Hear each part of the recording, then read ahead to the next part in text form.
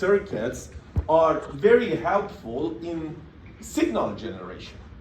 So just to see how this works, I'm going to use this circuit in problem 2, and the problem 3 reads, suppose the input voltage Vi to the circuit in problem 2 is a sinusoidal function with peak amplitude 10 and period 10 seconds. So it's this figure.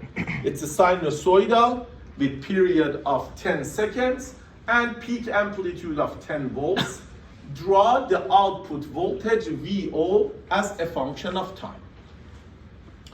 So in using transfer characteristics, you essentially need your input and you need this functionality as well.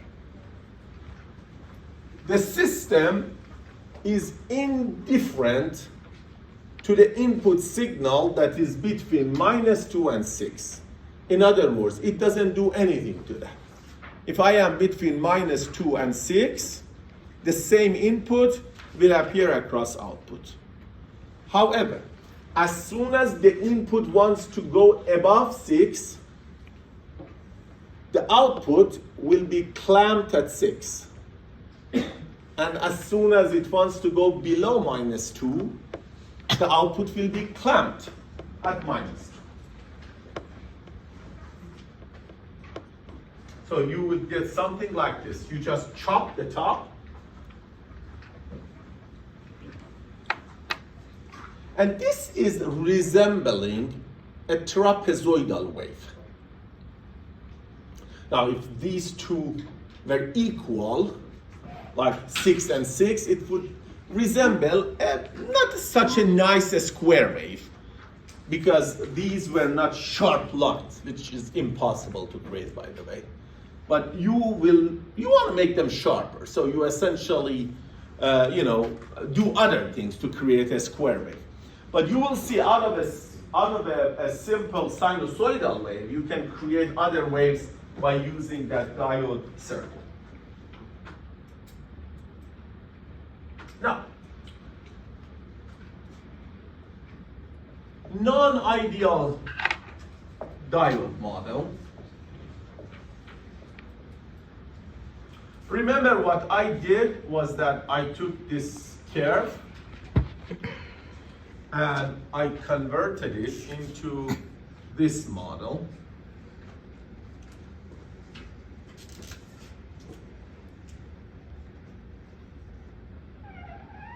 Right? Where here in the off, diode model was open circuit, and in the on, diode model was a short circuit. That's what we did. Now, some people come and say, look, there is this initial area that this signal doesn't pick up. So what if I make the model like this? I come to 0, and then at this point I go up. At the voltage that call it V on. So that simply means that in this model,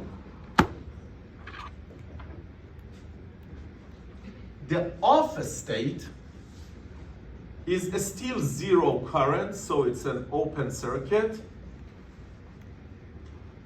But the condition previously was V diode less than 0 to be off. Now V diode should be less than V on to be off and have no current. So VD would be less than V on. And then for the on state, how do you model this 1 point? How do you model this line by what circuit element? Yes? Short circuit. If it's a short circuit, then the voltage across diode will be 0, not V on. It's a very simple, yeah. A voltage source, yes. But with what value? Whatever value V on is. 1 point for you?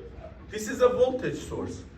Remember they taught you in circuit theory the IV characteristics of voltage sources.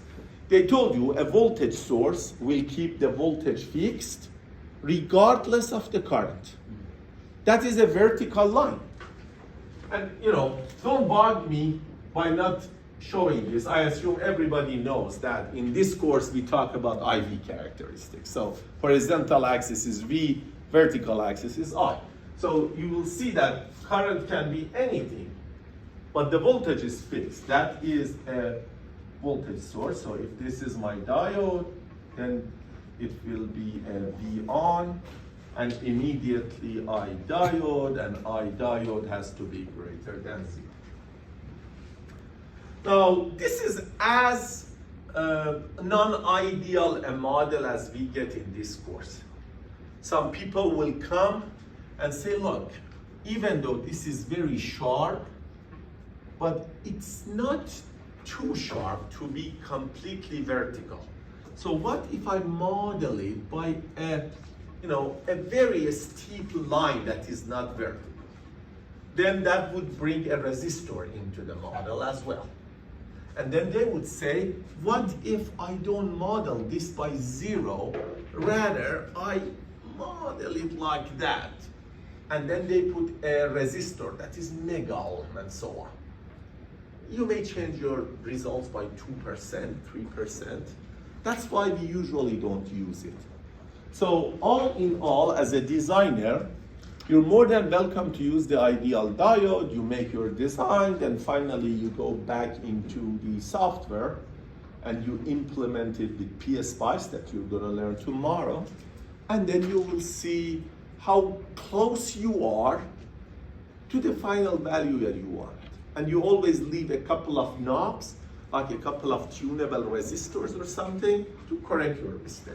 So that's why we don't bother going more than this. And let me just make your thoughts clear. In the exam, I will just give you ideal diodes because I really don't want to complicate the circuit for you. You have taken circuit theory prior to that. I'm going to make the circuit part easy and let you focus on the electronics aspect.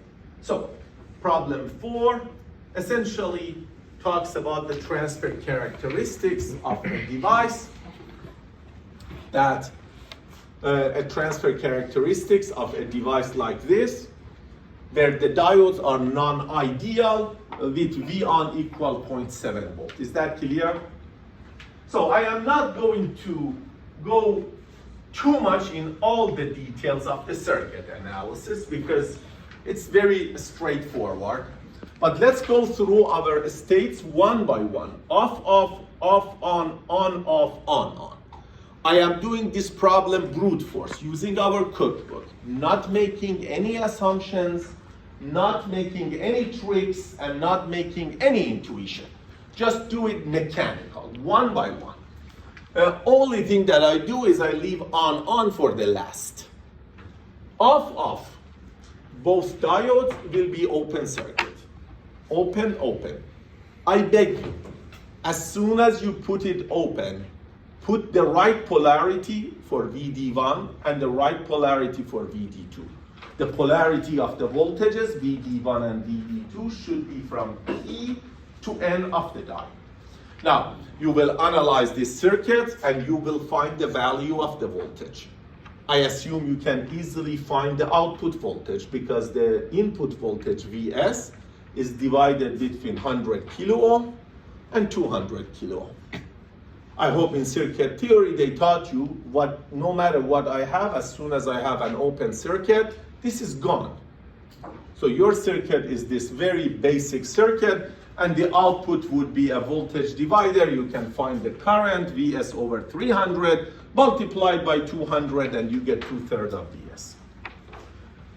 So usually finding the output voltage is straightforward. Now let's go find the condition. For the conditions, you can always write a KVL, or you can have a judgment that minus VD2 minus 2 is equal to Vs. Or I'm sorry, yeah.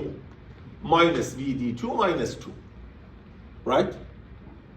And then this is VO. So minus V, and in order for it to be off, it has to be less than 0.7 volt. So I did the D2 first. Oops.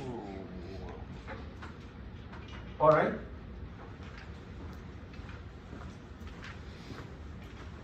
So that gives me VD2. VD1 is the same thing, it's simpler. Minus VD1 is equal to VO. And VO is 2/3 of VS. So minus VO, 2/3 of VS has to be greater than minus 0.7. Remember, when you multiply by a negative sign, you change the order of inequality. And therefore VS is calculated to be, in this case, greater than minus 105, for this one minus 405, and then you assume that it is larger than this one to satisfy both of them. So that's the condition for the first one. Let's go to the off-on case. This is the off-on case. I assume everybody is comfortable with off model. Beg you again, put the polarity right. On, this time is non-ideal, so I replace the diode with a 0.7 V on volt. And I beg you to put ID2 in the right direction, from P to N of a diode. If you have any doubt, I show you the circuit again. So current should be in this direction. We will solve the problem for VO, and then we will find out the conditions. VD1 has to be less than on voltage, and ID2 has to be positive. Again, finding VO is super trivial. The output voltage is across two batteries, minus 0.7 and minus 2 volts. So you add them up, the output is minus 2.7. Anybody who doesn't understand how the output voltage is equal to minus 2.7? Simple enough? Good.